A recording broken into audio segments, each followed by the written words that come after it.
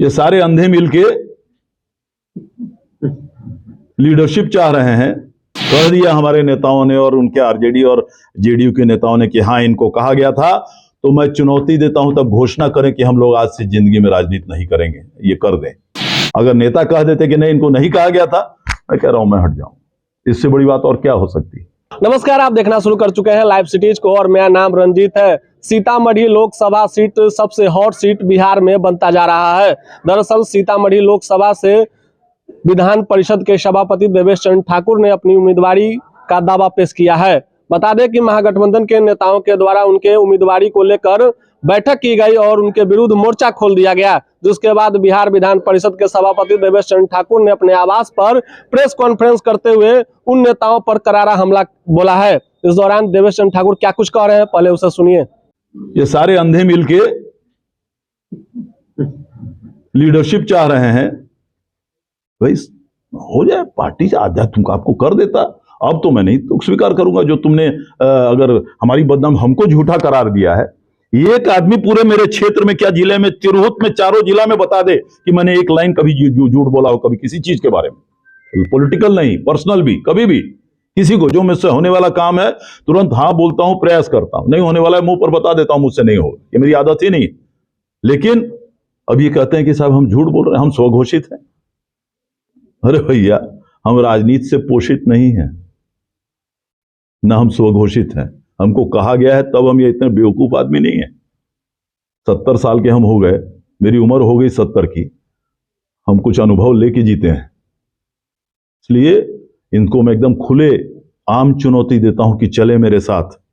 और अगर वो कह दिया हमारे नेताओं ने और उनके आरजेडी और जेडीयू के नेताओं ने कि हाँ इनको कहा गया था, तो मैं चुनौती देता हूं तब घोषणा करें कि हम लोग आज से जिंदगी में राजनीति नहीं करेंगे, ये कर दें।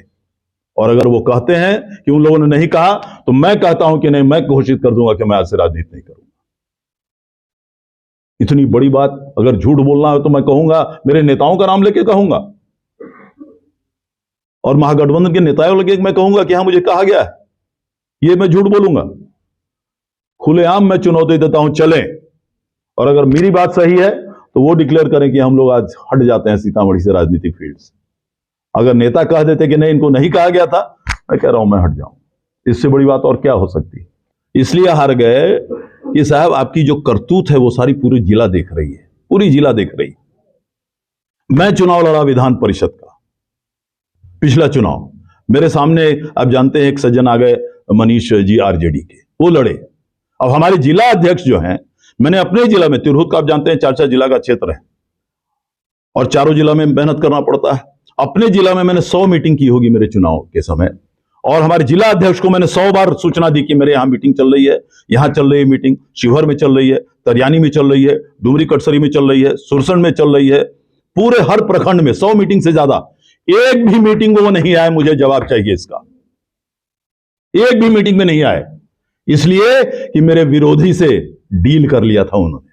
हकीकत यही है, जो सामने थे उनसे डील कर लिया था। ये चरित्र के लोग हैं, ये सबसे स्तर, निचले स्तर पर जाकर इतने गरीब जो बेचारे कर्मचारी हैं सरकार के, उनसे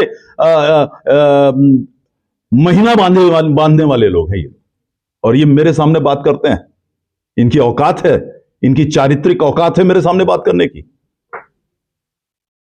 मुझे आश्चर्य लगता है बड़े नेतृत्व तो ऐसे लोगों को कैसे प्रश्रय देता है, खड़ा कैसे रखता है, पार्टी में कैसे रखता है। चुनाव लड़े हम लोग, आदरणीय रेखा जी बैठी हुई हैं, इन सारे जितने लोग हैं सबके करतूत सबको मालूम है, पूरे जिले को मालूम, पूरे दोनों जिले को मालूम क्या उन लोगों ने, क्या उनका क्या रोल रहा। फिर भी भगवान की दया है, सारे मतदाताओं को मैं धन्यवाद देता हूं, त्रिस्तरीय पंचायत राज के सबों ने मिलकर आदरणीय रेखा कुमारी जी को जिताया। तो ऐसे लोग हमारे खिलाफ षड्यंत्र करेंगे, मेरे किसी भी औकात में कोई कमी नहीं आने वाली।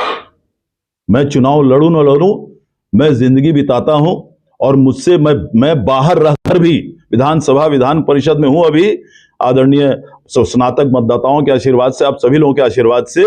लेकिन एक गलत काम मैंने आज तक किया होगा तो मुझे कोई बता दे, एक भी गलत काम।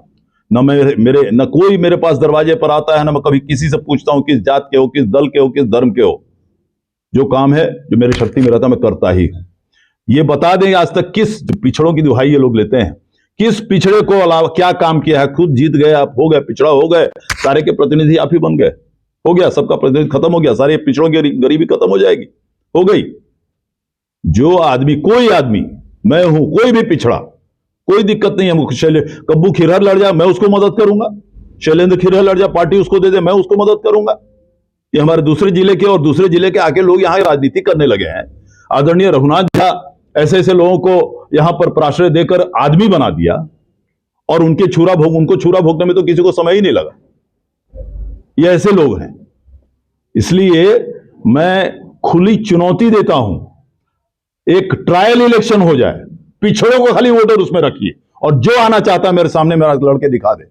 अब मुझसे आधा वोट भी आएगा तो मैं जिंदगी भर के लिए अपनी राजनीति तोड़ दूंगा। सिर्फ अल्पसंख्यकों को लड़वा दीजिए, यहां उनको वोटर बना के ट्रायल इलेक्शन कर लीजिए, और मेरे सामने कोई आ जाए, मैं चुनौती देता हूं, आधे वोट अगर मेरे पास से, मेरे से कोई आए, मैं जिंदगी भर के लिए अपनी राजनीति छोड़ दूंगा।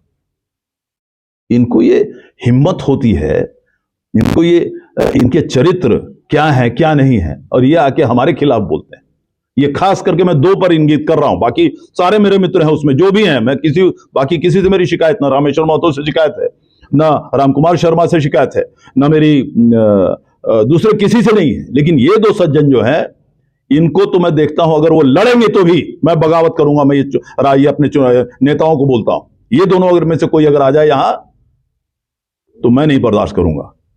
नहीं कुछ तो मैं चले जाऊंगा, दूसरी जगह चले जाऊंगा। और मेरे सिवा अगर कोई सोचता है कि यहां पर जीत ले, तो शायद सपना दिवा स्वप्न देख रहा है, क्योंकि मैंने जनता का यहां काम किया है, जनता का काम किया है। ये लोग बता दें, एक भी किसी गरीब का क्या काम किए हैं?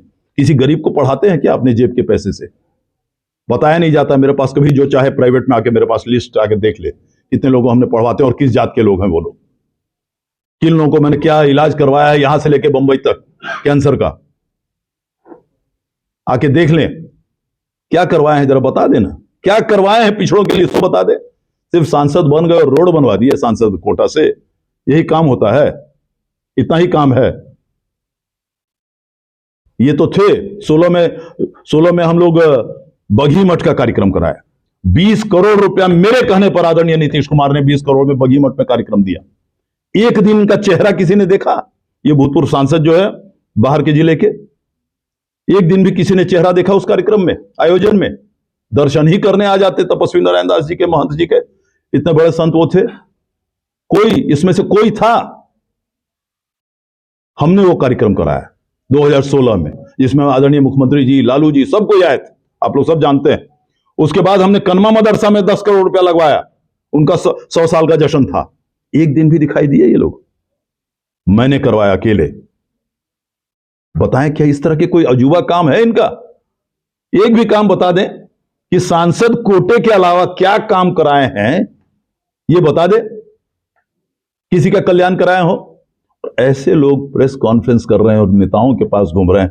क्यों घूम रहे हो भाई? मेरे पास आओ ना, मैं ले चलता हूं आदरणीय नीतीश जी के पास, मैं ले चलता हूं ललन जी के पास, मैं ले चलता हूं। तुमको समय नहीं मिल रहा, मैं जानता हूं उसमें से बहुत लोग हैं जो मांग रहे हैं आदरणीय लालू जी के यहाँ और तेजस्वी जी के, उनको टाइम ही नहीं मिल रहा। हम ले चलते हैं, हम कहवा देते हैं कि हम इन लोग को कहा गया है, इनको कहा गया है, हमने कहा है कि इनको चुनाव लड़ना है।